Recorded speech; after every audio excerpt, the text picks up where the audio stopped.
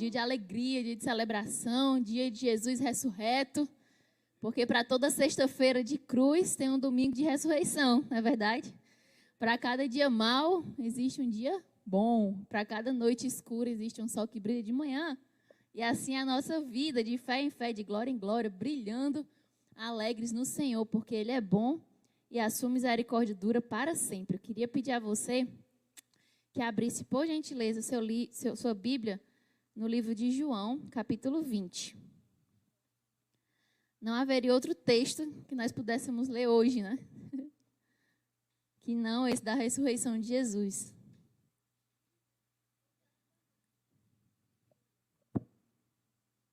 João, capítulo 20.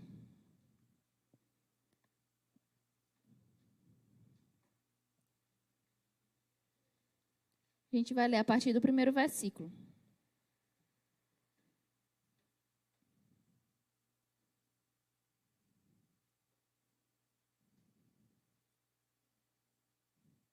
Amém? Podemos ler? Diz assim a palavra do Senhor. E no primeiro dia da semana, Maria Madalena foi ao sepulcro de madrugada, sendo ainda escuro, e viu a pedra tirada do sepulcro. Correu, pois, e foi a Simão Pedro e ao outro discípulo a quem Jesus amava, e disse-lhes: levaram o Senhor do sepulcro, e não sabemos onde o puseram. Então Pedro saiu com o outro discípulo e foram ao sepulcro. E os dois corriam juntos, mas o outro discípulo correu mais apressadamente do que Pedro, e chegou primeiro ao sepulcro. E abaixando-se, viu no chão os lençóis, todavia não entrou. Chegou, pois, Simão Pedro, que o seguia, entrou no sepulcro, e viu no chão os lençóis. E que o lenço que tinha estado sobre sua cabeça não estava com os lençóis, mas enrolado num lugar à parte. Então entrou também o outro discípulo, que chegara primeiro ao sepulcro, e viu e creu. Porque ainda não sabiam a Escritura, que diz que era necessário que ressuscitasse dos mortos. Tornaram, pois, os discípulos para casa. Versículo 11. E Maria estava chorando fora, junto ao sepulcro. Estando ela, pois, chorando, abaixou-se para o sepulcro. E viu 2 anjos vestidos de branco, assentados onde jazera o corpo de Jesus, um à cabeceira e outro aos pés. E disseram-lhe eles: mulher, por que choras? E ela lhes disse: porque levaram o meu Senhor, e não sei onde o puseram. E tendo dito isto, voltou-se para trás e viu Jesus em pé, mas não sabia que era Jesus. Disse-lhe Jesus: mulher, por que choras? Quem buscas? Ela, cuidando que era o hortelão, disse: Senhor, se tu o levaste, dize-me onde puseste, e eu o levarei. Disse-lhe Jesus: Maria. Ela, voltando-se, disse: Rabone, que quer dizer mestre. Pronto, vamos ler até aí, por enquanto. Amém? Essa é a cena clássica da ressurreição do nosso Jesus. A cena que todo mundo conhece, né? Até as criancinhas mais novinhas. Até mesmo no meio secular se conhece dessa história de um homem que morreu e que ao terceiro dia ele ressuscitou. E é disso que eu gostaria de falar um pouco com vocês hoje e trazer um pouco das verdades que tem nesse texto escondidas. E por mais que pareça um texto comum, que todos já viram, já ouviram falar, já viram histórias, já viram peças, inclusive nós acabamos de ver uma peça virtual desse texto, mas nós cremos que em cada pedacinho da palavra de Deus há mensagens escondidas do céu e que se revelam ao coração daquele que procura e busca até encontrar. Então eu creio que nós vamos conseguir extrair daqui algumas maravilhas do Senhor para nós, para que essa nossa Páscoa de hoje seja diferente de todas as outras. Amém? Você topa fazer da sua Páscoa hoje uma Páscoa diferente de todas as outras que você já viveu? Mesmo você que vive a Páscoa de Jesus todo ano, mesmo você que celebra a ressurreição, mesmo você que sabe que a Páscoa não é o coelhinho, nem ovo, nem chocolate, apesar de chocolate ser muito bom. Mas não é isso. Mesmo você que sabe qual é a Páscoa real, se você topar, hoje o Senhor vai te revelar uma Páscoa diferente de todas que você já viveu, mais profunda, mais intensa, mais transformadora. Amém? Glória a Deus. Então, gente, antes de começar, eu queria falar um pouco desse contexto. Se você voltar em cada um dos evangelhos, cada um deles, o evangelho de Mateus, de Marcos, de Lucas, também descrevem essa cena, né, da ressurreição de Jesus. Todos eles. E todos eles batem, todos eles combinam, todos eles falam a mesma coisa, claro, porque é a verdade indiscutível do evangelho de Jesus. Mas cada um deles foca em algo de acordo com a pessoa que escreveu. E esse texto de João, ele foca em uma pessoa chamada Maria. E essa Maria, que era a Maria Madalena, não era a Maria, mãe de Jesus, não era a Maria, tinha uma irmã da Maria, mãe de Jesus, que também andava com ele. Mas essa Maria, da qual esse texto fala, era Maria Madalena. E aí eu queria um pouco que a gente olhasse para a vida dela um pouquinho nessa noite.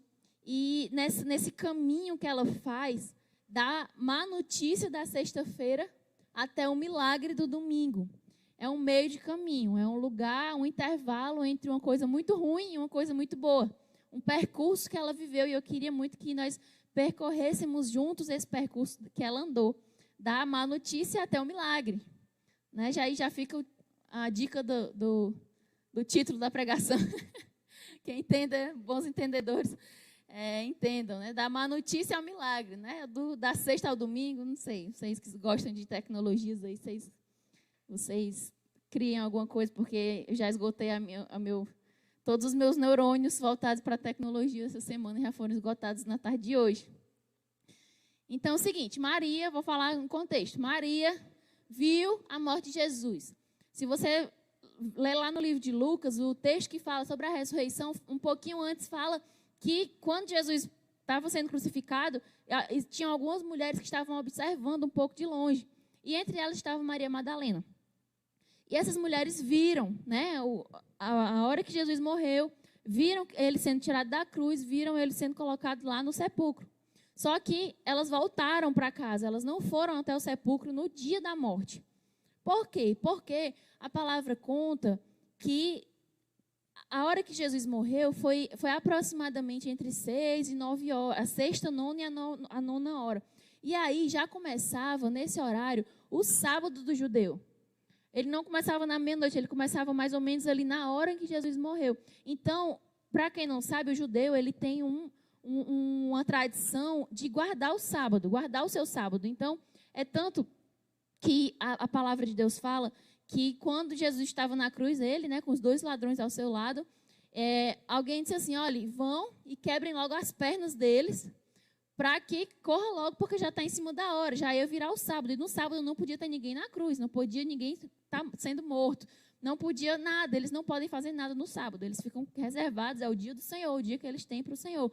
E Maria Madalena viu Jesus sendo tirado da cruz, viu sendo colocado no sepulcro, mas ela não foi até lá porque já era sábado. E ela não poderia ir cuidar do corpo de Jesus no sábado. E a palavra conta que ela voltou para casa, ela viu a cena, a terrível cena do mestre, né, sendo morto, e voltou para casa. E ela não podia fazer mais nada, porque era sábado. A religião impedia, os costumes impediam que ela fizesse alguma coisa no sábado. Então, o que ela fez? Ela começou a juntar perfumes, óleos, especiarias, toalhas, panos. Começou a juntar para que assim que ela pudesse, ela corresse ao sepulcro e fizesse alguma coisa que ela estava com vontade de fazer desde sempre, mas não pôde por causa do sábado. Então, entenda comigo, Maria Madalena estava num lugar do intervalo. Sabe quando você está num lugar que você, entre o que já aconteceu e aquilo que você precisa fazer, o lugar do meio do caminho. Já aconteceu algo. Por causa desse algo que aconteceu, eu tenho uma atitude para tomar. Mas eu estou aqui no meio do caminho, impedida por alguma circunstância de fazer aquilo que eu sei que eu tenho que fazer. Todos nós temos algo para fazer que nós sabemos que precisamos fazer. Seja no mundo espiritual, seja no mundo natural. Todos nós temos ciclos na nossa vida que ficam abertos, esperando a hora de nós irmos lá e fecharmos esses ciclos e terminarmos de fazer aquilo que nós já começamos. E Maria estava nesse meio de caminho. Nesse meio de caminho, ela não podia fazer nada. O esperado seria o quê? Que Maria Madalena sentasse, dormisse um bom sono, porque certamente Ela vinha de várias noites viradas, porque Jesus já vinha sofrendo lá na Via Dolorosa, já tinha sido preso, já sabia que ele estava sendo entregue, já sabia que ele estava sendo julgado, já sabia que ele estava sendo machucado, já sabia que ele estava carregando uma cruz. E ela já vinha de muitas horas de sono perdido, de cansaço, e fora a tristeza, né? Fora o peso daquela cena tão triste.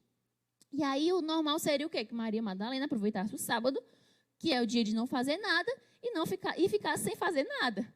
Só que a palavra conta, e eu te provo, não está aqui nesse livro de João,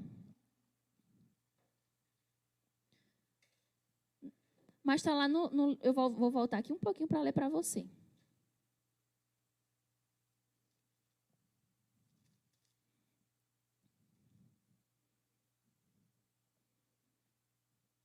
Nessas horas que a Soraya se coça todinha, ó, porque eu vou ler sem dizer qual é a referência.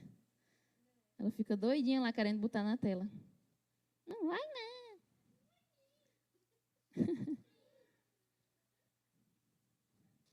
Acho já, nem eu anotei, mulher. Nem eu anotei, como é que eu vou te dizer?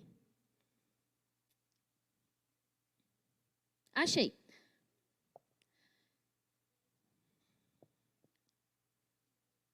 E as mulheres que tinham vindo com ele, com Jesus da Galileia, seguiram também e viram o sepulcro e como foi posto o seu corpo.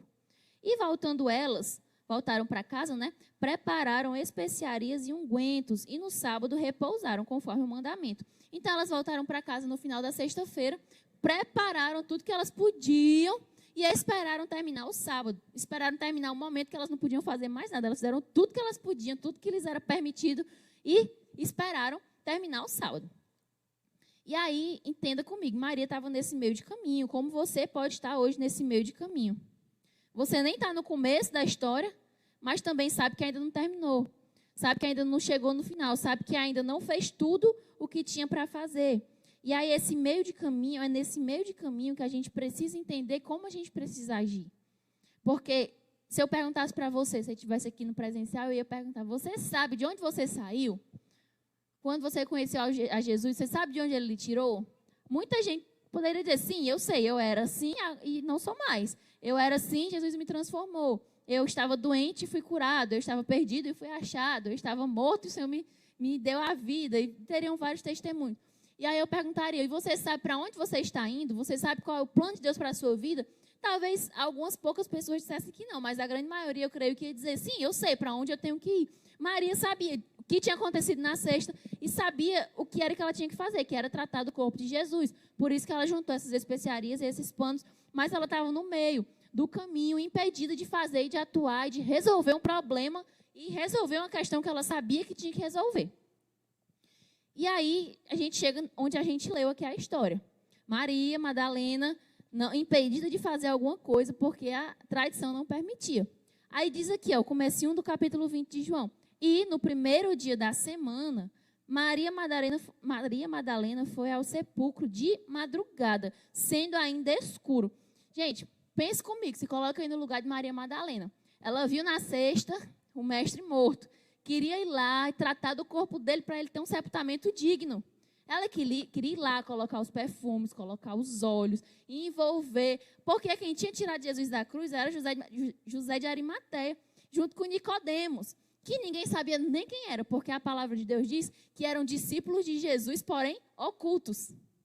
Né? Eram discípulos ocultos, ou seja, eles não confessavam publicamente a fé que eles tinham em Jesus. Então Maria deve ter visto 2 homens estranhos, tiraram meu Jesus da cruz, colocaram naquele buraco, eu preciso ir lá, eu preciso tratar, cuidar e dar um velório, um sepultamento digno de um rei, digno do meu Jesus. Só que, como eu já falei 1000 vezes, ela estava impedida de fazer isso.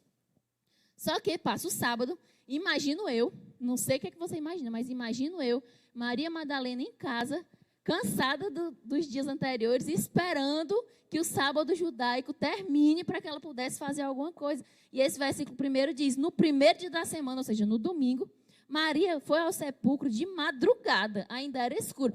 Quando terminou o sábado, na primeira hora do domingo, ela se mandou.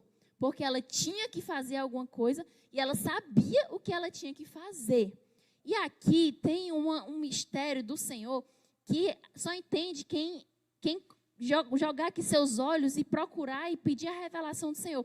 Maria Madalena, ela não esperou circunstâncias favoráveis para fazer o que ela tinha que fazer. Porque qualquer um ali naquele lugar saberia que tinha que resolver esse problema, mas já estava morto. Ela poderia ter ido quando o dia clareasse, quando o sol raiasse, quando as circunstâncias ficassem favoráveis, quando as coisas acalmassem, poderia ter ido depois de ter descansado, mas ela não. O texto diz aqui que ela foi quando ainda estava escuro. Isso fala de uma urgência. Isso fala de alguém que não espera circunstâncias favoráveis. E aí eu queria trazer para você uma verdade nessa noite, que falou ao meu coração essa semana, que as pessoas que saem da má notícia para o milagre precisam agir sem esperar circunstâncias favoráveis. Precisam dar o seu jeito de fazer acontecer um milagre, de ver a ressurreição, de ver aquilo que ela espera que aconteça, mas não pode esperar circunstâncias favoráveis. Não pode esperar o sol raiar, o dia amanhecer, tomar o seu café da manhã, tomar um banho, trocar a sua roupa, fazer o seu coque, calçar a sua havaiana, ficar bem confortável para você ir fazer aquilo que você sabe que precisa ser feito. O reino de Deus é tomado por esforço. O reino de Deus é daqueles que saem de casa ainda de madrugada. O reino de Deus é daqueles que agem, mesmo quando tudo está ao contrário, mesmo quando nada está propício, mesmo quando nada está favorável. É aquele que se levanta e age. É aquela mãe que se levanta quando o filho ainda é um drogado. É aquele pai que clama de joelhos quando a mulher ainda não se converteu. É aquele pastor que ora mesmo quando vê as coisas dando errado. É quando é agir quando as coisas ainda estão desfavoráveis. É sair de noite. É sair apressadamente. É sair porque sabe que tem que resolver. Sabe, só vê o milagre quem sai apressadamente e vai quando ainda está escuro. E a gente, por diversas vezes na palavra de Deus, a gente vê pessoas que agiram assim. Agiram mesmo com as circunstâncias não favoráveis. E uma delas, olha, foi um que levou um carão. Um carão, que não deu tempo nele curtir o carão. Mas olha só, Moisés na frente do Mar Vermelho. E é engraçado que, seja qual for a mensagem que a gente trouxer, a gente volta lá para o povo no deserto e tem uma aplicação prática lá, né? Parece uma coisa. Moisés tinha tirado o povo do Egito, estava de frente ao Mar Vermelho. Circunstância desfavorável. Um exército armado de Faraó com seus cavalos e cavaleiros e carros atrás. Um povo que não era um exército, o povo de Israel não era um exército, era um povo. Né? Eram ex-escravos, não era um exército formado. Tinha mulher, tinha menino, tinha idoso. Tinha todo tipo de gente ali. Não era o exército. Não vinha o exército armado atrás, um mar na frente. Uma circunstância totalmente desfavorável. O que é que Moisés fez? Se ajoelhou e foi orar. Foi clamar. Aí o Senhor olha para ele e diz, Moisés, por que é que tu está clamando? Diga ao povo que marche. Em outras palavras, Moisés, não espere as coisas melhorarem para você fazer alguma coisa. Pega o seu cajado e toque no mar, que o milagre quem faz sou eu. Sabe? Não espere o mar se abrir sozinho, ou o sol fulminar os carros e os cavaleiros do faraó, ou a terra se abrir, engolir o povo, como aconteceria mais na frente, ou um raio fulminar o faraó e todo mundo sair correndo com medo. Diga ao povo que marche, vá. Está desfavorável? Mas vá. Está ainda de noite? Vai, sai de madrugada. Pega as coisas, pega as especiarias, pega os panos e vai, só vai. Sai da tua terra, Abraão, e vai para a terra que eu vou te mostrar. Mas como? Não sei, vai, não importa. Vou te dizer o como no meio do caminho. Só vai, só anda. Mas está desfavorável. Minha mulher já é idosa, eu já sou idoso. Vai, Abraão. Está desfavorável, mas vai. O reino de Deus é daqueles que saem quando ainda está de noite. E o Senhor nos trouxe aqui nessa noite, meu irmão. O Senhor te trouxe aqui nessa noite para dizer, não olhe para as circunstâncias para você agir. Não espere as circunstâncias estarem favoráveis para você fazer alguma coisa no reino de Deus. Não espere o mundo conspirar ao seu favor para que você faça alguma coisa, para que você saia da sua casa, para que você saia do seu lugar, para que você se mova, para que você haja em favor do reino de Deus, em favor da tua família, em favor do teu casamento, em favor seja lá do que for. Não espere circunstâncias favoráveis. Lá em Eclesiastes, capítulo 11, versículo 4, diz assim, ó, Quem observa o vento não plantará. E quem observa a chuva não colherá. Gente, se o agricultor ele fosse guiar pelo vento e pelas chuvas, e pelas adversidades e pelas circunstâncias contrárias, ele não vai plantar. E ele não plantando, ele não colhe. Se um agricultor for esperar tudo estar propício, você imagine um agricultor aqui no sertão do nosso Ceará, esperando circunstâncias favoráveis para plantar. Todas as circunstâncias, o sol tem que estar de tal jeito, as nuvens, tantos por cento de umidade no ar, o solo tem que estar com, eu não sei nem os termos técnicos que se usa para isso, mas o solo tem que estar adubado, as covas têm que estar feitas da maneira perfeita, a semente tem que estar no bom estado. Se ele fosse esperar isso tudo, ele não plantaria e ele não colheria. Isso não é um convite à irresponsabilidade. Isso não é um convite à imprudência, de você fazer e sair e andar e dar conta e levar as coisas do seu jeito. Não é. Sabe, isso é um convite a confiar no Senhor, a confiar naquele que vai fazer o teu milagre acontecer. Foi o que houve, meu povo? Aproveitar para beber água.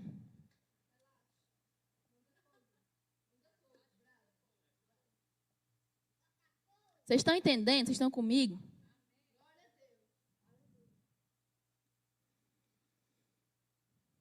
Davi, lá no Salmo 57, já foi pregado aqui isso. Ele começa um salmo muito triste, muito desistente, muito acabado, né? E aí, ele no meio de um salmo, ele recebe uma reviravolta do Senhor. Eu não sei o que é que ele vê, que assombro é que acontece na vida dele, mas o fato é que ele se depara com o Senhor, porque a história dele muda.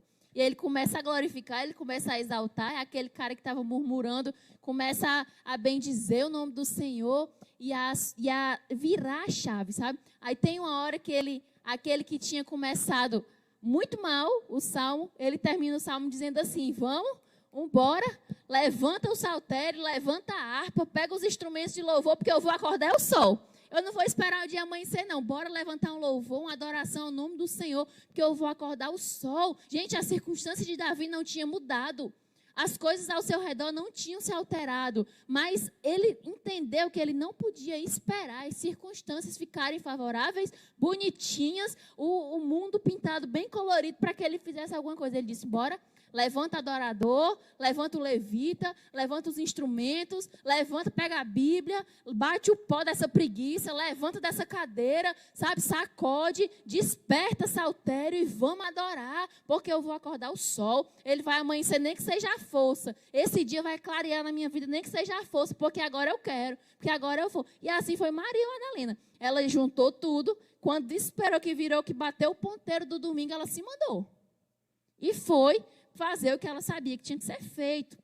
Então, lição 1 de hoje: não espere as circunstâncias favoráveis para que você haja e faça aquilo que você sabe que precisa ser feito. Vamos para frente. Esse texto aqui de João 20 não fala, mas nos outros evangelhos, quando se fala da ressurreição, fala de Maria e fala de outras mulheres que acompanharam ela. Eu imagino que tenha sido as mesmas mulheres que nós lemos aqui, que estavam vendo a crucificação e que voltaram para casa, né? Imagino que elas prepararam juntas. E aí eu fiquei imaginando, gente, Maria poderia ter feito sozinha, Maria Madalena, mas ela não se acomodou em fazer aquilo sozinha. Ela começou a juntar gente. E sabe o que é que eu aprendo com isso? Que mesmo aquilo que você pode fazer sozinho, não faça só. Chame gente para o mesmo barco. Chame gente para trabalhar junto com você. Junte a igreja. É para isso que serve a igreja. Porque Maria Madalena, ela poderia ter cuidado do corpo de Jesus sozinha, só que ela começou a juntar. Eu imagino Maria Madalena dizendo: olha, quando o ponteiro bater o domingo, eu vou sair e vou levar. Ela estava decidida no que ia fazer, sabe? Mas ela começou a juntar gente. Tu vai comigo? Tu vai comigo? Ei, Maria, tinha uma ruma de Maria, não era naquele tempo. Ei, Maria, tu vai comigo? E tu vai comigo? E tu vai comigo? Vambora, porque tem coisa para a gente fazer, tem coisa para a gente trabalhar. Junta gente, bota gente no barco. Sabe aquilo que você pode fazer só? Não faça só. porque o Senhor te chamou para ser igreja. O Senhor te chamou não para viver isolado, nem sozinho, nem resolvendo as tuas questões sozinho. O Senhor te chamou para compartilhar os mistérios do reino, para ser bênção e para juntar pessoas ao redor do Senhor, do trono de Deus, botar gente para trabalhar. Então, bote pessoas ao seu lado. Chame as Marias que estiverem aí com você. E aí a gente combate aquele versículo, não, aquele ditado que diz, Maria vai com as outras? Não, a Maria que é de Jesus, a Maria que é do Senhor, é aquela que junta as outras Marias e leva todas para o lugar onde tem que ir. É aquela que arrebanha as pessoas para fazer aquilo que tem que ser feito. Amém? Junte gente com você para trabalhar para o Senhor, em nome de Jesus. Continuando aqui no texto. Versículo 2. Diz assim, correu, pois, e foi a Simão Pedro e ao outro discípulo a quem Jesus amava e disse-lhes, levaram o Senhor do sepulcro e não sabemos onde o puseram. Veja bem, Maria saiu ainda à noite, imaginou que ela ia correndo, porque ela não passaram assim, passou uma semana e não terminava aquele sábado para ela, né? Porque ela queria cuidar do corpo de Jesus. E aí ela sai apressadamente com as suas amigas e vai. Quando ela chega lá, ela vê que a pedra do sepulcro está removida. E aí começa a se formar um cenário. Eu até conversei sobre isso com a Juliene esses dias. Começa a se montar-se um cenário para Maria. Um jardim, ainda escuro, onde havia um corpo morto, teoricamente, e a pedra estava removida. E aquela pedra, para quem não sabe, tinha sido selada pelo exército romano, porque os próprios romanos diziam, vamos selar essa pedra e vamos deixar 2 guardas para que os discípulos não venham à noite, abram o sepulcro, roubem o corpo de Jesus e digam que ele ressuscitou. Gente, até o inimigo sabia da promessa da ressurreição de Jesus. Até o exército inimigo lembrava que Jesus tinha dito que ia ressuscitar. Olha, aquele ali, ele tinha dito que ia ressuscitar. Eles dizendo, né, eu sei que era mentira, mas para que os discípulos não façam todo um cenário e digam que ele ressuscitou, vamos selar a pedra. E aí Maria chega lá, vê todo aquele cenário montado. Gente, Maria viu o cenário do milagre. Ela chega lá, a pedra está removida e a palavra de Deus diz que o anjo que removeu a pedra, ele sentou-se sobre a pedra e ficou lá. Eu não sei se Maria viu esse anjo, porque esse texto aqui não fala. Mas o fato é que tinha um anjo lá, aquele que tinha removido a pedra, aquele que tinha a autoria do feito. O Senhor deixou o negócio feito e deixou o cabo que tinha feito lá também para dizer, fui eu que fiz. Fui eu que tirei a pedra e deixou o anjo sentado em cima da pedra. Aí Maria chega no cenário do milagre, porque já tinha uma promessa que Jesus já tinha dito várias vezes que ia ressuscitar. O cenário do milagre. Aí o que é que ela faz? Pega as amigas, volta correndo e diz o quê? Levaram o Senhor do sepulcro e não sabemos onde o puseram. Era para ela ter voltado correndo e ter dito assim, Jesus ressuscitou, porque a pedra não está mais lá. O selo do romano não está mais lá. Jesus só pode ter ressuscitado, porque tinha 2 guardas, e os 2 guardas estão anestesiados, dormindo, adormecidos de uma maneira sobrenatural. A pedra está fora do sepulcro, Jesus não está lá. É o cenário perfeito da ressurreição. Mas a gente, olhe, mulheres, especialmente para as mulheres agora, a gente tem uma capacidade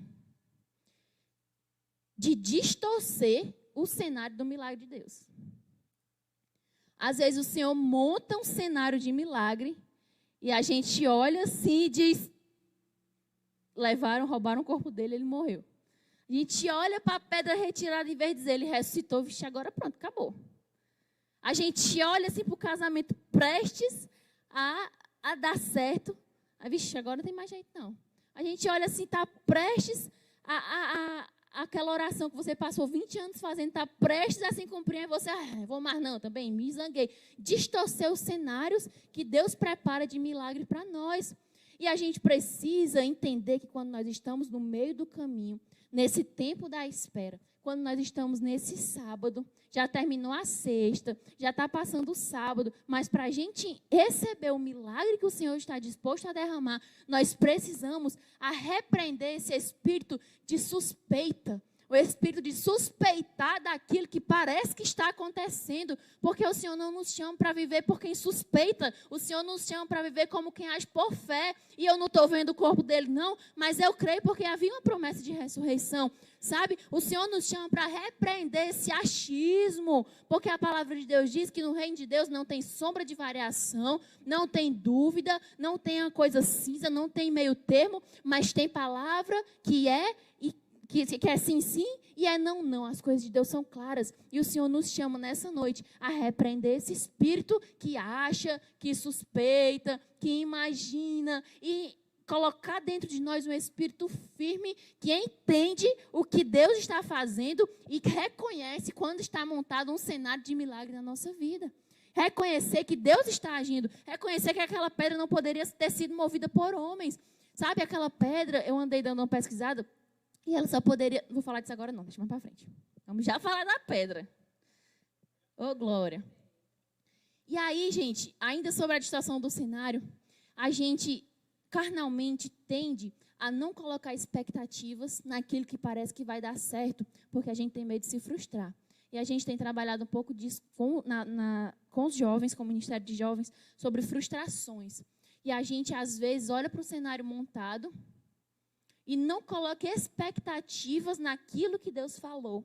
A gente não sonha sobre a palavra de Deus. A gente não planeja sobre aquilo que Deus já falou que ia acontecer. A gente não monta a nossa vida naquilo que Deus disse e na palavra que Deus falou que vai acontecer. Aí o que a gente faz? O cenário está montado, mas a gente diz, ele morreu. Ou ele foi roubado, ele foi levado. O cenário está montado, mas a gente não consegue lançar a nossa vida e montar a nossa vida sobre a palavra de Deus. E Pedro, quando ele voltou na pescaria frustrada, né, o Senhor Jesus olhou para ele e disse, Pedro, vai e lança as redes do outro lado. E ele disse, Senhor, eu vou porque o Senhor está mandando, porque eu sei que não vai ter peixe. Pedro era um cara vivido, era um bom pescador, ele já sabia o que era que tinha ali, o que era que não tinha. Mas ele disse assim, é o Senhor que está mandando, pois sobre a tua palavra eu lançarei a minha fé. A gente precisa ser gente que lança a nossa fé sobre a palavra de Deus, gente. A palavra está posta, a palavra é rocha firme, a palavra é lugar seguro, a palavra é chão firme que você pode fundamentar a sua vida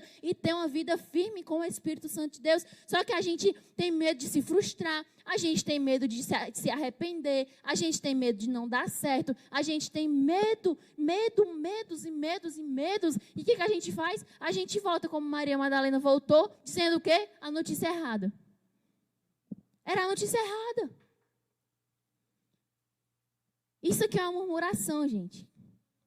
E o Senhor nos chama nessa noite a não dar a notícia errada. Porque a notícia certa é aquela que o Senhor disse sobre a tua vida. É a palavra da promessa que já existia. Não dê a notícia errada. Não saia dizendo para todo mundo, meu casamento não presta. Meu filho dá trabalho. Isso são notícias erradas. Você tem que sair dizendo assim, sobre o meu casamento há uma promessa de restauração e eu vou orar até ver se cumprir. Sobre o meu filho há uma promessa que ele vai ser um pregador da palavra, um levita da casa do Senhor, um missionário, e eu vou dobrar os meus joelhos e vou orar até que se cumpra essa promessa. Não espalhe notícias erradas sobre as coisas que Deus tem para fazer na tua vida. Não saia murmurando, reclamando, eu tenho um emprego muito ruim. Isso são notícias erradas. A mesma notícia errada que Maria voltou para os discípulos dizendo, roubaram o corpo de Jesus. Notícias erradas. A igreja não me valoriza. Notícias erradas.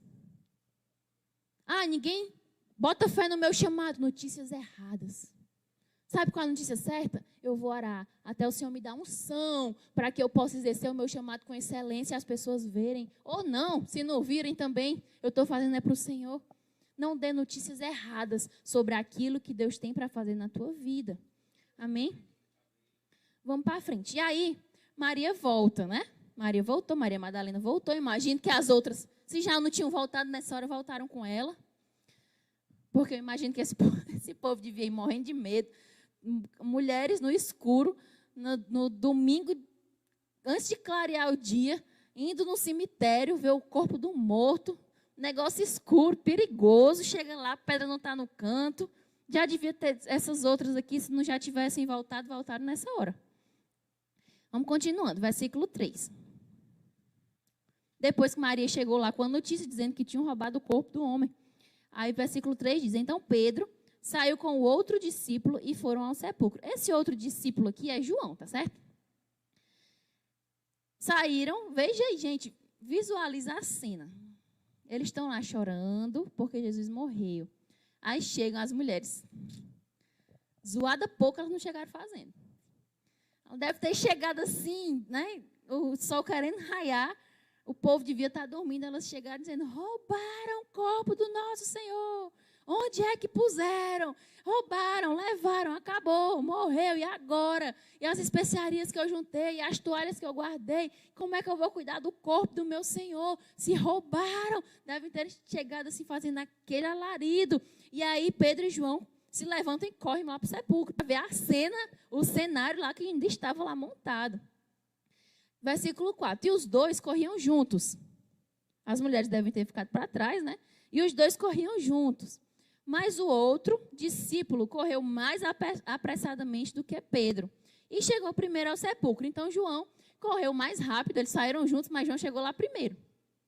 Isso aqui parece a igreja do Senhor, sabe? Tem gente, a gente vai assim, correndo todo mundo junto, mas tem uns que disparam na frente, não tem na igreja? Tem uns que disparam na frente, chega lá ligeiro, bala. Tem outros que vão num passinho mais calmo, mas chega lá também. A igreja do Senhor é assim, tem João que corre na frente, tem Pedro que vem mais atrás. Mas o fato é que os dois vão chegar lá onde o Senhor quer que eles vão. Os dois corriam juntos, mas o outro discípulo correu mais apressadamente do que Pedro e chegou primeiro. Versículo 5. E abaixando-se, é o que chegou primeiro, tá? É o João que correu na frente. Olha só que coisa engraçada. E abaixando-se, viu no chão os lençóis. Todavia, não entrou no sepulcro. Então, o João, ele saiu correndo, chegou lá primeiro, mas quando ele viu o lençol, faltou as pernas. Quando ele viu que o homem não estava no canto, acabou-se o João. Faltou a perna do João, e ele disse que ele não entrou não, tá? Que a Bíblia diz, mas não entrou. Chegou, pois, Simão. Devia estar uns quilinhos acima do peso, né? Veio correndo, ficou para trás. Chegou, pois, Simão, que eu seguia, e entrou no sepulcro. O Pedro era aquele afogueado, né? O Pedro era do PG Verde. Com certeza o Pedro era do PG Verde. Eu tenho certeza. Certeza. É aquele que vai, aquele que faz, é o que bota a cadeira na cabeça e volta e só o crislando, né? Procura o PG Verde. Você acha o PG Verde, sabe aonde? Na sexta-feira de carnaval, na véspera do acampamento. Você acha o irmão Crislano lá em cima do pé de mangueira pregando o refletor. Você acha o irmão Toninho esticando o pano do telão. Você acha os meninos varrendo aquele sítio da irmã Socorro. Você acha. PG Verde é uma bênção. Mas tem os irmãos do amarelo também lá. Viu? Do azul tem também, tem todo mundo junto. Mas o PG Verde é aquele que sai na frente, né? Você diz assim, tem festa de PG esse ano, o menino PG Verde já separou a peça deles. Já estão me endoidando quando é que vai ter ensaio, que tem que começar logo para terminar logo. E aí, o PG Verde é uma benção. O Pedro devia ser do PG Verde. E aí, ele chegou da viagem que ele vem, ele passa por João, que tinha faltado as pernas, deve ter baixado a pressão do João. João ficou na porta do sepulcro. Pedro passou por ele que nem bala pegava. Aí, vem aqui comigo. Versículo 6. Chegou Pedro, que eu seguia, e entrou no sepulcro. Ele entrou. E viu no chão os lençóis. Viu também que o lenço que estava sobre a sua cabeça, né, sobre a cabeça de Jesus, não estava junto com os lençóis, mas estava enrolado num lugar à parte. Só esse versículo aqui já daria uma pregação, e eu vou dar só uma pincelada, porque existia uma tradição dos judeus que referente a esse lenço aqui, que estava num lugar à parte. Existe uma tradição dos judeus que dizia o seguinte: os judeus eles valorizam muito o momento da refeição, né? Então tem todo um ritual. E aí, no momento de uma refeição, se alguém pegasse o seu lenço e amarrotasse e jogasse, significava que ele tinha terminado a refeição e que o mordomo da casa poderia retirar aqueles pratos e guardar. Mas se a pessoa que estava se alimentando, que normalmente era um senhor um senhor de terra, né? um cara mais de posse, estava se alimentando e e ele dobrasse o seu guardanapo, o seu lenço e colocasse à parte, ele estava dizendo, olha, não mexam aqui, porque eu ainda não terminei o que eu vim fazer. Eu ainda não terminei de me alimentar. E ainda que aquele cara se levantasse da mesa e fosse resolver outra coisa, os mordomos não podiam mexer naquele ambiente, porque existia uma promessa de um lenço que tinha sido colocado à parte, dobrado, muito bem colocado no lugar que sinalizava, não terminei, eu vou voltar. Esse cenário aqui não é o fim. A refeição ainda não acabou. A festa ainda não acabou. Jesus estava dizendo que os lençóis estavam amarrotados pelo chão. Mas o lenço, ele dobrou cuidadosamente e colocou à parte, dizendo, o cenário ainda não chegou ao fim. Essa história ainda não acabou, porque eu vou voltar. Não mexam no meu cenário. Porque existia uma promessa, gente, de ressurreição, assim como ainda há uma promessa da volta de Jesus, e essa promessa continua de pé, porque Jesus colocou o lencinho dele à parte e disse, eu vou voltar. Não, o cenário não é de fim, é de meio. Ei, Maria, está no meio, ainda não chegou no fim. Amém? Versículo 8. Então, entrou também o outro discípulo. O sangue foi voltando, a pressão subiu de novo, a força voltou para o joelho. O outro discípulo quis chegar primeiro ao sepulcro e viu e creu.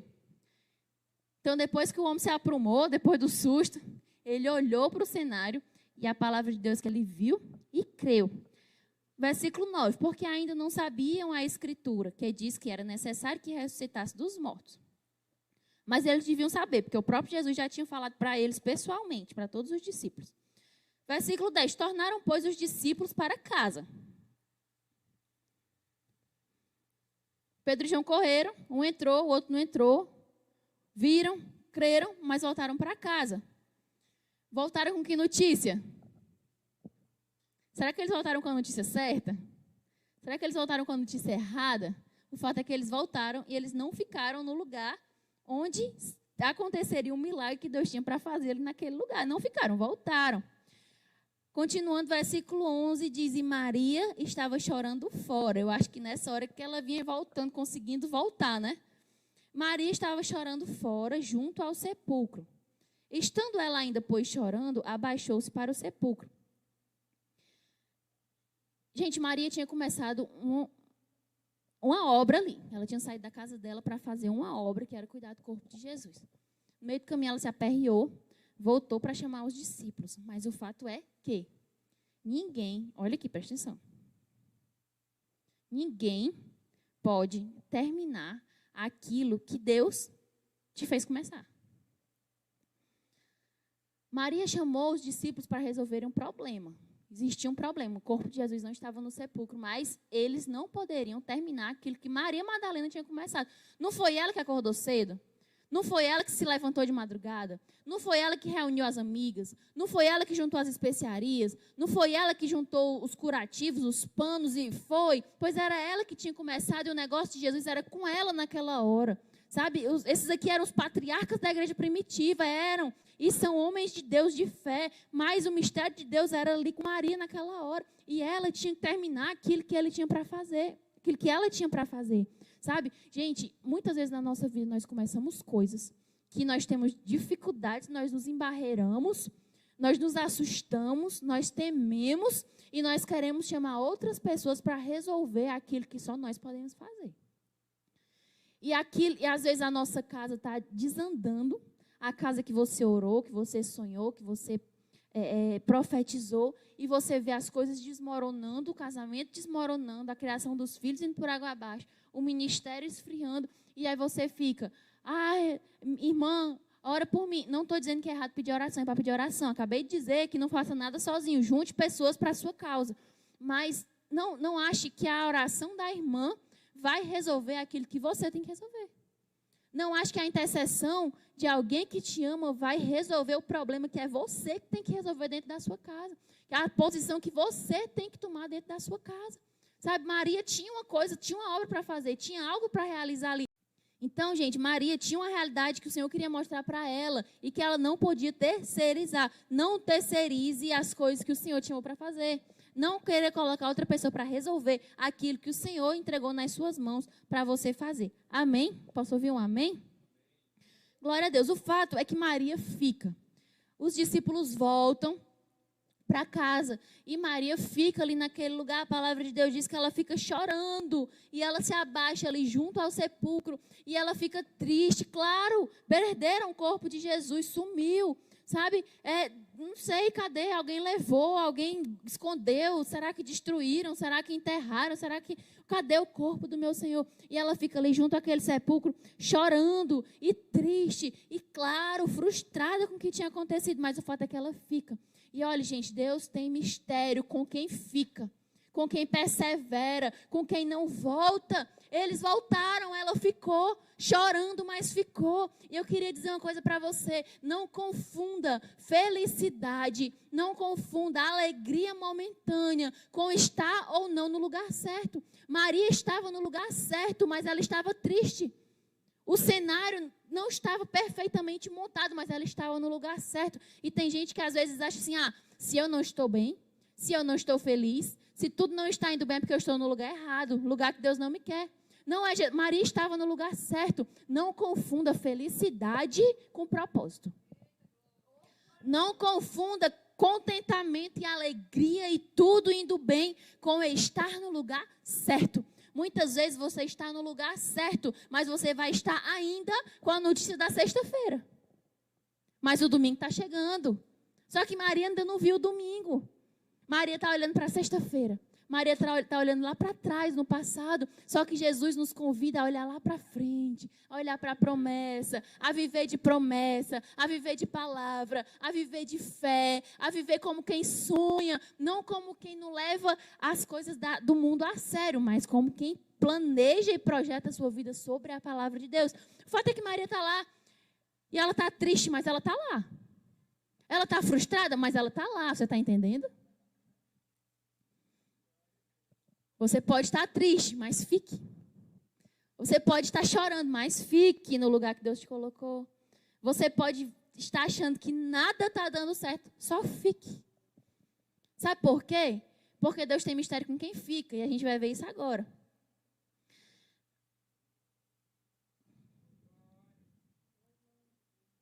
Lemos o 11, vamos para o 12. Olha só, Maria estava chorando, olha a cena. Todo mundo foi embora. Agora estava só Maria. Ela estava sozinha. As amigas que tinham ido com ela, levando as especiarias, tinham voltado e tinham ficado lá. Os discípulos que ela foi chamar vieram, mas voltaram para lá. Ela estava sozinha. E ela se abaixou ali nos pés daquele sepulcro e chorou.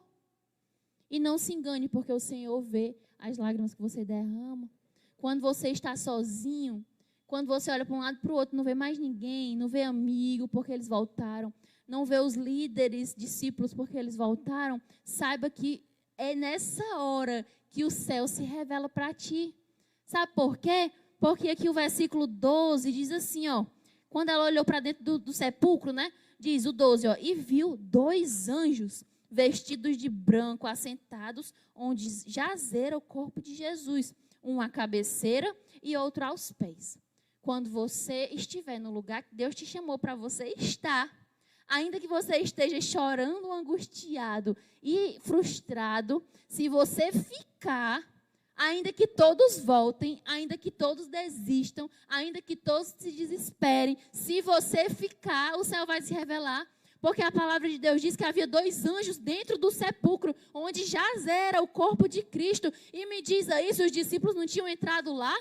Não tinham entrado, a gente acabou de ver. E os anjos já estavam, eles viram? Eles não viram, porque o céu se revela para quem fica. O céu ele só se manifesta para quem permanece, prevalece e persevera. Maria ficou. Maria permaneceu. Em meio à dor? Em meio à dor. Em meio à frustração? Sim, mas ela ficou. Você está entendendo ainda que esteja doendo. Tem uma música que fala, né? Está doendo, mas também está aprendendo. Está machucando, mas está ensinando. Fique no lugar onde o Senhor te colocou para estar. É o lugar da intercessão? Permaneça. É o lugar da fé? Permaneça. É o lugar da oração incessante, porque você não está vendo fruto? Permaneça. Porque o céu se revela. E quando te faltar a mão humana, quando faltar as Marias que voltaram, quando faltar Pedro e João que voltaram, vai aparecer 2 anjos. Vai aparecer a provisão do céu sobre todo aquele que permanece no lugar onde ele precisa ficar. Providência do céu. O Senhor manda anjos. Aleluia. A gente não pode se guiar por sentimentos. Se Maria tivesse se guiado por sentimento, ela teria voltado porque ela estava triste e estava chorando. Mas a fé ela se manifesta quando a gente não olha para os sentimentos. Quando a fé ela não sente, a fé ela sabe. Fé não sente, fé sabe. Fé não sente se está triste, fé não sente se está doendo, fé não sente que está difícil. Fé não tem sentimento, fé tem, ela sabe. Fé tem certeza. Porque a fé é a certeza daquilo que nós não vemos. Maria não estava vendo nada, mas ela tinha fé e foi isso que fez ela permanecer. Ela se guiou por fé e não por vista, nem por circunstância, nem por sentimento, porque o coração do homem é enganoso, meu irmão. Não se deixe guiar por sentimento, se guie por fé. Fé não sente, fé acredita, fé persevera, fé sabe que existe uma promessa. Sabe? Seguir por fé. E aí aparecem aqui 2 anjos. Versículo 12. 2 anjos que estavam assentados onde jazera o corpo de Jesus, uma à cabeceira e outra aos pés. E você sabe por que Maria não voltou? Porque Maria tinha uma motivação. E a motivação dela era diferente de todo mundo. Maria Madalena tinha uma motivação. É por isso que ela saiu de madrugada. É por isso que ela não esperou a circunstância favorável. É por isso que ela juntou as especiarias. É por isso que ela juntou as amigas. É por isso que ela chamou os discípulos. É por isso que ela não voltou quando todo mundo desistiu. Maria tinha uma motivação. Aí você me pergunta, mas uma motivação? Que motivação é essa? Cuidar do corpo de um homem morto? Cuidar do corpo de alguém que não poderia fazer mais nada por ela? Você imagina, a gente já sabe que Jesus nessa hora já tinha ressuscitado, mas Maria não sabia. Na cabeça dela, ela estava saindo da casa dela para ir cuidar de um corpo morto. E aí eu te pergunto, o que é que um corpo morto pode fazer por alguém? Sabe qual era a motivação de Maria? Ela não estava indo pelo que aquele corpo morto poderia fazer com ela. Ela estava indo pelo que aquele corpo daquele homem já tinha feito por ela. Maria se moveu por gratidão e não por interesse. Maria se moveu pelo que ela já tinha recebido. E a Bíblia diz que essa mesma Maria é aquela que tinha sido liberta de 7 espíritos malignos que Jesus tinha repreendido. Ela sabia o que era que ela já tinha recebido. Ela sabia o perdão que já tinha alcançado. Ela sabia a salvação que ela já tinha recebido. Ela sabia a libertação. Ela sabia que antes ela era de um jeito e agora ela era de outro. E não importava se aquele corpo morto não tinha mais nada para dar, porque tudo que ela podia ter recebido, ela já tinha recebido. Tudo. O Senhor já tinha feito tudo, então ela se moveu por gratidão. E eu queria te dizer nessa noite, quem se move por gratidão, por contentamento, naquilo que já se alegra pelo que o Senhor já fez, aquele que se move por isso é imparável. E Maria, ela foi imparável. Ela veio, ela voltou, chamou o povo, voltou de novo, as amigas foram embora, ela ficou, os discípulos voltaram, ela ficou porque ela era imparável, porque ela se movia por gratidão e por contentamento. Maria era contente pelo que o Senhor já tinha lhe dado. E a gente precisa combater esse sentimento sempre de insaciedade. Esse sentimento que não se alegra nas coisas que o Senhor faz. O sentimento de quem não vê as maravilhas de Deus, não vê o que o Senhor já fez, não vê a obra de Jesus na cruz. E hoje nós estamos falando de Páscoa, nós precisamos olhar para a cruz, nós precisamos olhar para a obra de salvação, nós precisamos olhar para a graça que nos alcançou, nós precisamos olhar para a morte da qual nós fomos tirados, nós precisamos olhar para o inferno de onde nós somos livres, nós precisamos olhar para o que o Senhor já fez e nos mover em gratidão e contentamento. Um corpo morto não podia fazer mais nada.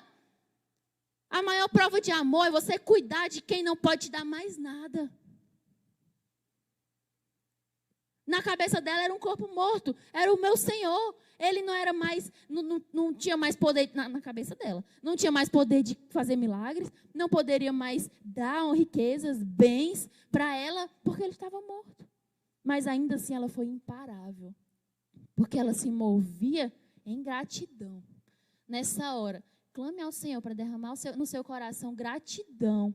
Porque enquanto você se mover por interesse, por aquilo que você vai receber, você vai ser desistente. Enquanto a gente se mover por aquilo que o Senhor ainda vai fazer, enquanto você ajudar o seu irmão, só enquanto ele puder te retribuir, você vai cansar e vai desistir. A maior prova de amor é você agir em amor para com aquele que não pode te dar nem amor. É continuar dizendo eu te amo, aquele que nem responde mais. É continuar estendendo a mão para aquele que não tem mais uma moeda para te abençoar. É você continuar orando para aquele que já disse assim, não ore por mim não, porque eu não tenho mais jeito. A igreja é imparável. A igreja que olha para a obra de Jesus na cruz é aquela que se move em gratidão pelo que já recebeu. Não se move por interesse, mas se move pelo que já recebeu. O povo lá no deserto, a gente falou disso na última pregação. O povo tinha tudo, gente. O povo tinha roupa que não gastava, sapato que não se acabava. O povo tinha maná, o povo tinha água que saía da rocha. O povo tinha nuvem, o povo tinha coluna de fogo. O povo tinha um líder, o povo tinha tudo. O povo tinha mar que se abria, o povo tinha tudo. E aí eles tiveram a audácia de dizer, nós não temos nada, a não ser um manazinho que cai do céu todo dia. Isso é ingratidão, isso é gente que se move por interesse, isso é gente que só faz quando pode ser retribuído.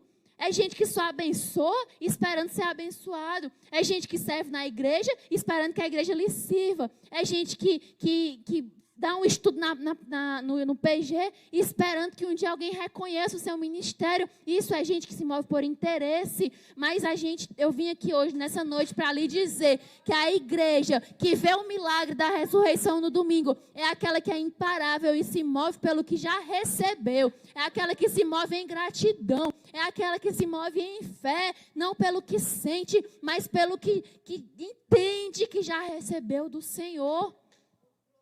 Por isso que Maria era imparável. Mas era um corpo morto. Mas não importa, era o corpo do meu Senhor. Eu sei que foi que eu recebi dele. Mas era um corpo morto, mas era do meu Jesus que me livrou de 7 espíritos malignos.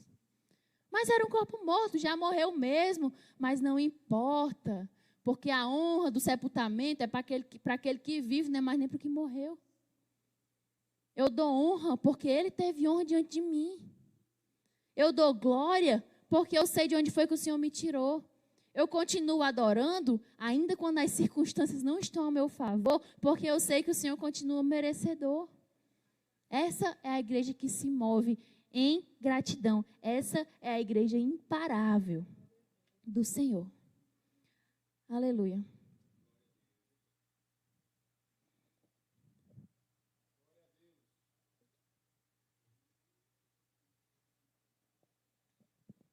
O fato é que só Maria Madalena vê aqueles 2 anjos.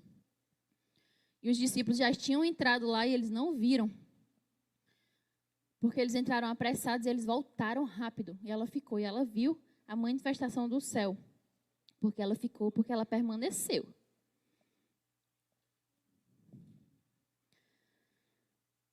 Está chegando a hora boa, gente. Versículo 3. Os 2 anjos olham para Maria e dizem, disseram-lhe eles, mulher, por que choras? E ela disse, porque levaram o corpo do meu Senhor e eu não sei onde o puseram. Você percebe que aqui Maria estava respondendo um anjo. O anjo tinha perguntado uma coisa, ela estava respondendo para o anjo. E eu só me lembro daquela palavra que diz assim, vocês tenham cuidado, porque quando vocês menos esperarem, vocês vão estar hospedando o anjo na sua casa. E a gente vai estar respondendo o anjo achando que é gente, mas é anjo. E eu não sei se é impressão minha, mas a igreja, de uma maneira geral, parou de falar de anjo. Eu não sei se é porque falaram tanto de anjo, que os anjos estavam recebendo uma glória maior do que era a deles, mas eu não vejo muito mais a povo falando de anjo. Mas o fato é que a Bíblia fala de anjo. E anjo que age em favor do povo de Deus. E anjo que é servo do servo de Deus. Não fala. A Bíblia fala do ministério dos anjos, anjos atuantes, anjos que se movem no meio da igreja, anjos que falam, anjos que entregam recados. O próprio Jesus a Maria recebeu a notícia de que Jesus estava no ventre dela por um anjo. Vários recados entregues por anjos. E a gente precisa entender que a favor daqueles que temem e que servem o nome do Senhor, existem os anjos que o servem. A gente precisa entender que aos anjos do Senhor dá ordem ao nosso respeito para que nos guardem. A gente precisa entender que quando a provisão da terra faltar, o Senhor vai mandar anjos com a provisão do céu. Assim como aconteceu lá na caverna, quando Elias estava achando que ia morrer. Desceram anjos. Assim como o Senhor Jesus estava sendo tentado no deserto, e quando ele resistiu pela terceira vez, do céu desceram anjos que o serviam. Assim como quando Ezequias estava com medo de Senaqueribe, das ameaças, e que dizia que ia acabar com Israel, que ia acabar com Judá, que ia invadir, que ia acabar com tudo, que não ia ter dó, e que quem era o Deus que poderia livrar Israel da mão de Senaqueribe, ele dizia audaciosamente, mas a palavra do Senhor disse, olha, Ezequias, nem responda, através de Isaías, nem responda, porque eu porei um anzol no seu nariz e um freio na boca de Senaqueribe, e a palavra que tem sobre Israel é a minha, não é a dele. Nem responda, não gaste nem sua saliva. E o Senhor está dizendo para alguém aqui nessa noite, não, nem responda à afronta do inimigo. Porque o Senhor vai pôr um anzol no nariz, um freio na boca, e vai fazer cumprir na tua vida a palavra que o Senhor disse. E o fato é que o Senhor mandou do céu um anjo. Um anjo, gente. E esse anjo, ele exterminou 185 mil soldados assírios e deu vitória ao povo de Deus. Um anjo. O rei nem se levantou do trono. Os soldados não pegaram nem suas espadas, porque um anjo foi enviado do céu e acabou com o exército assírio na frente, assim, ó, dos israelitas. O Senhor envia anjos. E esses dois anjos foram enviados aqui para falar com Maria Madalena. Eles não falaram com os discípulos, eles se encontraram com ela, porque Deus tinha um negócio com ela ali. Tinha um mistério do céu para ser revelado para aquela mulher, naquele lugar de tristeza, de dor. Existia uma revelação do céu para acontecer ali naquele lugar. Eu queria te perguntar só uma coisa, olha só, fica aqui comigo. Maria, lá no sábado, lá no começo da história, ela fez um checklist. Ela colocou as especiarias, ela colocou os ungüentos, ela colocou os óleos, ela colocou as toalhas. Ela chamou as amigas, na verdade. Ela olhou a hora do relógio para sair. Na primeira oportunidade que desse, ainda que o sol não tivesse raiado, ela fez uma checklist. Mas teve uma coisa que ela não considerou. Gente, você imagina algumas mulheres saindo de noite em direção ao sepulcro, que há 2 dias atrás tinha sido, como eu já falei aqui, tinha sido selado por um exército, pelos romanos, tinha sido selado, e haviam guardas. Como é que elas iam tirar aquela pedra? Elas não sabiam, quando elas chegassem lá, a pedra ia estar removida. Elas prepararam tudo, mas elas desconsideraram a pedra enorme, que precisava de 5 homens para mover, e que ainda que precisasse de 5, só um anjo moveu, né? Mas não vem ao caso. Mas elas não consideraram a dificuldade da pedra. Você sabia que existem coisas, existem impossíveis, que o Senhor está dizendo assim, ó, desconsidere. Desconsidere a pedra que você não pode mover. Na cabeça dela, ele ia chegar lá e ia ter o quê? Uma pedra, como iam deixar 2 dias atrás. Como era que aquelas mulheres iam tirar uma pedra para poder tratar do corpo de Jesus, que era o que elas estavam dispostas a fazer. Aí o Senhor, gente, olha, preste atenção, o Senhor está falando com alguém, desconsidere a pedra. Desconsidere o que é impossível. Coloque no seu checklist aquilo que você pode fazer. O que é que você pode fazer? É estudar? É queimar pestana? é comprar livro, é entrar pela madrugada estudando, isso é o que você pode fazer. Desconsidere o que é impossível. Desconsidere a pedra, porque quando você chegar lá, a pedra já vai estar removida e vai ter um anjo sentado em cima dela. Desconsidere, não coloque... Olhe, gente, a gente muitas vezes não começa a caminhada porque a gente está considerando o impossível. A gente não começa a andar porque a gente está vendo a pedra. Aí, sim, eu vou sair de madrugada, vou com as minhas amigas, vou levando o óleo, vou levando a toalha, mas quando eu chegar lá vai ter uma pedra que eu não vou conseguir tirar, não vai adiantar eu ir, então eu não vou. O Senhor diz, olha, não considere impossíveis. Deixe o impossível no checklist de Deus. Coloque no seu checklist aquilo que você pode fazer e faça. O que é que você pode fazer? É orar? Ore. O que é que você pode fazer? Se ajoelhar, clamar, interceder? Pois faça. O que é que você pode fazer? É mudar? Pois mude. A pessoa lá, você não pode mudar por ela? Não, pode não, pois deixa o impossível que o Senhor faz. Não considere a pedra. Não considere o impossível, porque o impossível, quando você chegar lá, a pedra já vai estar removida. Entende? Não considere aquilo que é impossível. Quando você vê, acho que quando Maria olhou para aquela pedra, ela deve ter dito, eu já fui longe demais para desistir. O Senhor diz, olha, não considere o impossível. Porque quando você se deparar com aquilo que era impossível, você já vai ter andado demais para desistir. Então, só vai. Só sai. E eu estava lembrando aqui, Timóteo, daquela história quando tu foi fazer vestibular. Para quem não sabe, o Timóteo, meu marido, né? Pastor abençoado. É fisioterapeuta, né? A gente casou, ele já era fisioterapeuta. E teve um dia que o Senhor... Espera aí, só um instante.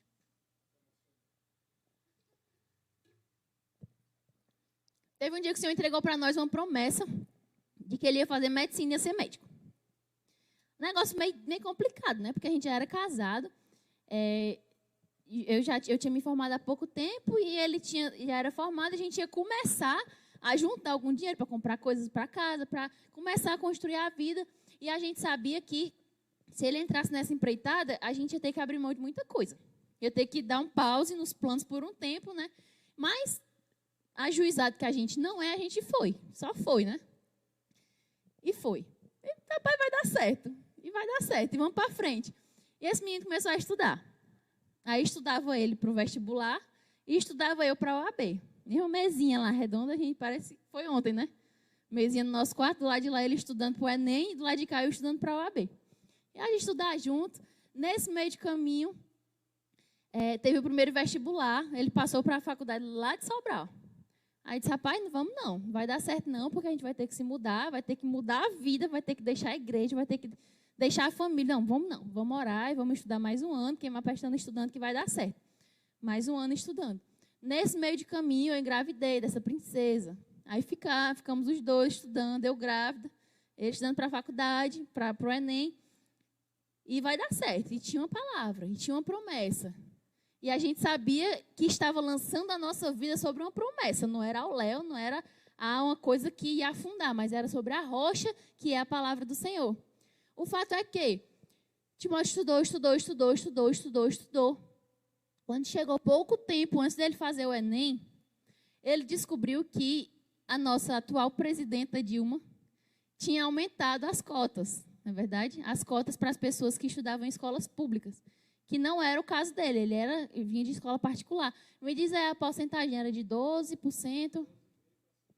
Pronto, as cotas para quem estudava em escolas públicas era 12%, né, 12,5%. E nesse bendito ano que o Timóteo ia prestar vestibular, essas cotas aumentaram para 50%. Então, ele ia concorrer com o número de vagas e essas vagas foram reduzidas assim, de uma maneira muito louca, né? E estava lá um homem casado, que tinha saído do colégio há muitos anos já, competindo com os monstrinhos do terceiro ano, né? Os monstrinhos do 7 de setembro, do Farias Brito.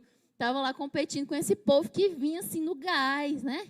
Estudando, queimando pestana, estudando para o Enem, e vinha assim com o conteúdo todo na cabeça. E as cotas foram reduzidas assim. Aliás, a cota foi ampliada, a vaga dele é que foi reduzida, né? Aí eu te pergunto, será que, se ele tivesse sabido que as cotas iam ser reduzidas, as vagas a que ele ia concorrer iam ser reduzidas, será que lá no começo, 2 anos atrás, ele tinha começado a correr? O fato é que quando ele olhou e disse, rapaz, tem bem pouquinha vaga. E meus concorrentes são bons. Mas eu já vim até aqui, eu não vou voltar mais não. Dá mais trabalho para voltar do que para prevalecer agora. Então o Senhor está dizendo assim, ó, desconsidere o que é impossível. O impossível quem faz é o Senhor. E a gente poderia falar aqui a noite inteira sobre impossíveis que foram resolvidos de maneira sobrenatural. O Senhor está dizendo, não se preocupe só com aquilo que é natural. Se preocupe só com o que você pode resolver, só com óleo, a toalha, os perfumes, as coisas. Se preocupe com isso aí, porque a pedra quem vai remover sou eu.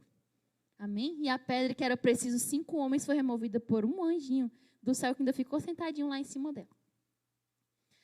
Aleluia. Para finalizar, se você já quiser vir chegando, versículo 14 diz assim, ó.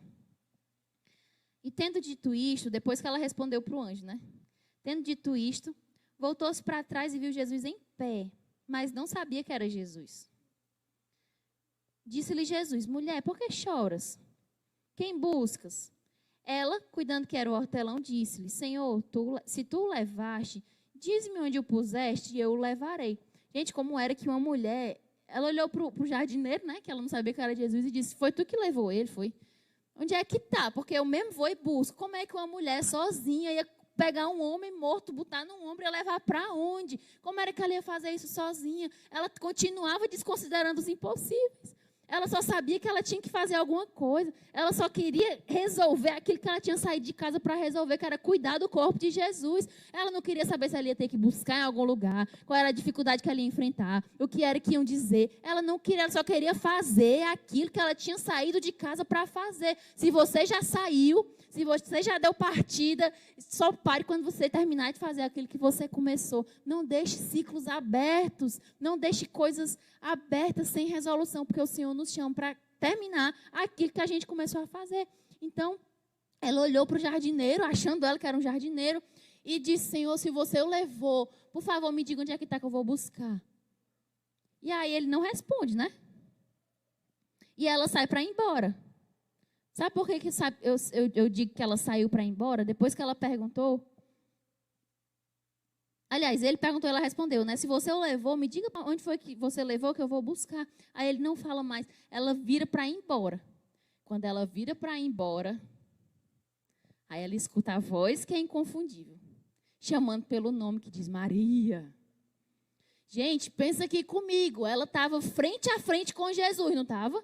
Achando que era um jardineiro. Ela viu Jesus de frente. Ela olhou para a cara dele, face a face com ele e não reconheceu.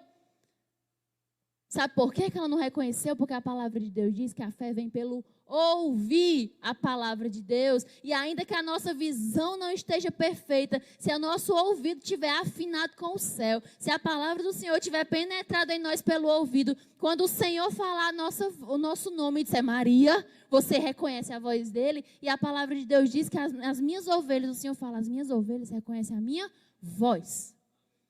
Pode ser que o seu programa de vídeo, né, o seu aplicativo de vídeo não esteja funcionando muito bem. Você não esteja conseguindo ver as coisas como você gostaria. Você não consiga ver as circunstâncias como elas de fato estão acontecendo. Mas se o teu ouvido estiver afinado com o céu, o Senhor vai olhar, vai de costas. Olha aqui, ela estava de costas. Ela de frente olhou para Jesus e não reconheceu. E quando ela estava de costas, ele chamou ela pelas costas e disse Maria. E a palavra de Deus diz, ó, e ela virando-se, disse Rabone. Ela já respondeu aqui, ó, Maria. Ela já respondeu Mestre. Ela reconheceu ele de costa, porque ela reconheceu a voz que estava chamando, porque a voz do Senhor é inconfundível. E você pode não estar enxergando, você pode não estar tendo a visão perfeita daquilo que o Senhor tem para fazer, mas afine seus ouvidos com o céu, afine a sua fé com a palavra do Senhor, que quando Ele levantar a sua voz e te chamar pelo nome e disser Maria, acabou-se. Acabou o choro, acabou lamento, acabou frustração, acabou a decepção com os que tinham ido embora, acabou tudo, porque ela disse, mestre, você ressuscitou. Mestre, ele ficou ali. Gente, Jesus estava ali desde o começo. Desde a hora que Maria saiu da casa dela com as especiarias e as amigas, Jesus já estava lá. E ele ficou lá. E ele permaneceu lá. E ele viu ela voltando para casa, vindo com os discípulos. E ele estava lá. Ele viu os discípulos indo embora. Ele estava lá. Ele viu os anjos falando com ela. Jesus estava lá. Não confunda silêncio de Deus com ausência. Jesus estava lá, ela achando que tinham levado o corpo dele embora, mas Jesus estava lá. Jesus ressuscitou. E eu vim aqui nesse domingo de Páscoa dizer para você, Jesus já ressuscitou e ele não te deixa só. Se você ficar, se você não voltar, se você não desistir, se você não retroceder e você ficar e permanecer, Jesus vai aparecer. Jesus vai se manifestar, Jesus vai agir e vai te chamar pelo nome e dizer, Maria. Ele vai te chamar pelo nome e dizer, Osana, Silvana, Crislano, Pastor Wesley, ele nos chama pelo nome. Gente, quando Jesus chama pelo nome, sabe quem foi que ouviu Jesus lhe chamar pelo nome? Lázaro, 4 dias morto, enterrado, em putrefação, o corpo dele já fedia. Mas ele estava lá morto. Mas ele ouviu uma voz que disse assim, ó, Lázaro, vem para fora. E aí, meu filho, foi osso se juntando no osso, foi pele se reconstituindo, foi nervo se juntando de novo, foi cérebro voltando a funcionar, foi sangue voltando a andar dentro do corpo, foi coração voltando a bater, porque houve uma voz que disse, Lázaro, e o Senhor nos chama nessa noite pelo nome. Ele diz, ei, nova vida, eu te chamo pelo nome, porque as minhas ovelhas conhecem a minha voz. Segue a voz, igreja. Não segue o que vê. Não segue a circunstância, nem a vista, nem as coisas que estão dando errado. Segue a voz. A voz que te chama pelo nome. É dessa voz que eu vim falar. Porque Jesus ressuscitou e ele nos chama pelo nome. E eu queria terminar aqui dizendo, que coração é esse? Que mulher é essa que fez Jesus, que Jesus decidiu ficar lá esperando por ela? Gente, o homem tinha ressuscitado. Havia se cumprido a promessa. E a gente falou 2 domingos atrás que nesse tempo ele tinha ido lá no inferno e voltou com a chave na mão, né? Então ele vinha voltando com a chave da autoridade da igreja nas mãos. Ele tinha o que fazer. Ele tinha que juntar os discípulos, dar as primeiras palavras de ordem. Ele tinha que liberar do céu o Espírito Santo para descer. Ele tinha que mandar o Consolador de lá para cá. Ele tinha que aparecer aos discípulos do caminho de Emaús. Imagina comigo, Timóteo, gosta dessa passagem. Enquanto estava nessa história toda, Maria vem, Maria volta, discípulo vem, discípulo volta, Maria fica, o anjo aparece, vem um jardineiro, não era o jardineiro, era Jesus, o discípulo, no caminho de Emaús estava indo embora. Os 2 discípulos desistentes, imagine quantos quilômetros aqueles homens andaram e Jesus esperando, porque ele precisava se manifestar para Maria Madalena primeiro. Ele precisava chamá-la pelo nome, porque Deus é Deus de relacionamento. Ele precisava trazer aqueles desistentes para o fogo de novo, mas ele espera um pouquinho, porque eu vou esperar por ela. Que coração é esse que faz Jesus esperar por ti? Ei, mulher samaritana, porque a palavra do Senhor diz que Jesus, quando chegou naquele poço, ele sentou e esperou ela chegar. Que vida corrida é essa que a gente tem, hein? Que a gente não consegue sentar e esperar pelo Senhor. Que rotina louca é essa nossa, que não dá tempo esperar para ouvir a voz de Deus? Que tempo curto é esse que não dá para parar um pouquinho e gastar uns minutos com o Senhor? Ele, sendo o Rei, Criador do céu e da terra, soberano, Senhor, Deus, o Verbo que se fez carne, que habitou entre nós e teve 33 anos para cumprir uma missão, 3 anos de ministério. E após sua ressurreição ele tinha 40 dias. 40 dias para revolucionar a história. 40 dias para liberar o Espírito Santo sobre a igreja. 40 dias para visitar Pedro lá na praia que ele tinha voltado. 40 dias para reunir a sua primeira igreja, os seus discípulos. 40 dias, mas ainda assim, ele esperou por uma mulher. Ele esperou por Maria Madalena. Porque ele tinha negócio com ela. Porque ele sabia que ela se movia em gratidão. Porque ele sabia que ela reconhecia a obra de libertação que tinha acontecido. E porque ele sabia que a partir dali, ela não ia negar perdão a ninguém. Porque ela sabia do que ela tinha sido perdoada. Que coração é esse? Eu te pergunto, que coração é esse? Que faz o Senhor sentar e esperar por você. Que amor é esse? Que Jesus é esse? Eu não sei se tem alguém nessa live aí que nunca recebeu o Senhor na sua vida, ou se já recebeu e se afastou. Mas nessa noite, eu te pergunto, que amor é esse? Onde é que você vai encontrar outro amor desse? Que para o tempo, que para as horas, que para os propósitos, os chamados, os ministérios, que deixa o caminho de Emaús, os discípulos do caminho irem, eu pego ele no meio do caminho, deixa Pedro e João se aperrearem um pouquinho voltando lá. Depois eu resolvo com eles. Que amor é esse? Onde é que você vai encontrar um amor que espera por ti, porque quer se revelar a ti? Onde é que você vai encontrar um Deus que te ame tanto? Porque não há maior amor do que aquele que dá a vida por um pecador. Aquele que dá a vida pelos seus amigos, ele já fez isso. Hoje é domingo de Páscoa. E ele já deu a vida por ti. E ele ressuscitou por amor a ti, para continuar a obra que ele mesmo começou. Onde é que tem um amor desse, hein? Onde é que você vai conseguir saciar o seu coração com outro amor que não seja esse? Quem é que vai preencher esse espaço do teu coração que é do tamanho de Jesus? Onde é que você vai encontrar outra fonte de alegria e de contentamento que não seja na presença desse Jesus? Que a gente olha e confunde com um jardineiro, porque a nossa visão muitas vezes anda embaçada e a gente não consegue ver, reconhecer e entender. Mas ainda assim, na sua graça e misericórdia, ele nos chama pelo nome. Diz Maria. Sinta nessa noite o Senhor te chamando pelo nome. Eu não sei qual é teu nome, mas sinta o Senhor te chamando pelo nome.